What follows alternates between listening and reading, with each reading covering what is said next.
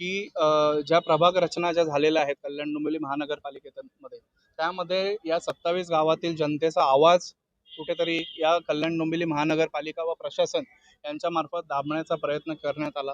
त्याचं कारण असं आहे का एकूण 27 गावांमधनं 3742 हरकती इतक्या जमा असताना देखील सर्वांना ऐकण्याची संधी किंवा सर्वांना स्वतंत्र सुनावणीचे पत्र या कल्याण डोंबिवली महानगरपालिकेने काढलेले नाही आहेत.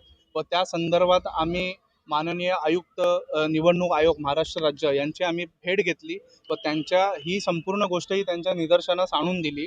तर त्या गोष्टीच्या अनुषंगाने राज्य निवडणूक आयोगाने कल्याण डोंबिवली महानगरपालिका आयुक्त तसेच नगरविकास विभाग येथील अपर सचिव यांना हे पत्र काढलेलं आहे का या तात्काळ या गोष्टीवरती आम्हाला सविस्तर अहवाल वस्तुस्थितीदर्शक अहवाल या कार्यालयास तात्काळ सादर करावा.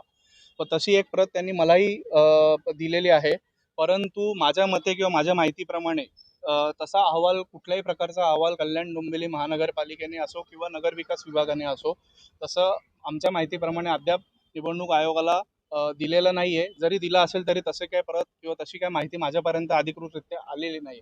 व असं असताना देखील कल्याण डोंबिवली महानगरपालिकेने 3 ऑक्टोबरला त्यांच्या प्रभाग जे रचना जी होती ती अंतिम केलेली आहे.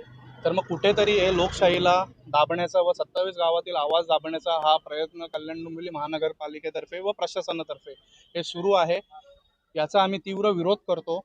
जर प्रशासनाने व पालिकेने जर ही चूक लवकरात लवकर सुधारली नाही तर आम्ही ह्याच्या विरोधात मोठं जन आंदोलन देखील उभारू. तसंच आम्ही माननीय न्यायालयात जाऊन कायदेशीररित्या देखील याच्या विरोधात आम्ही नक्कीच हरकत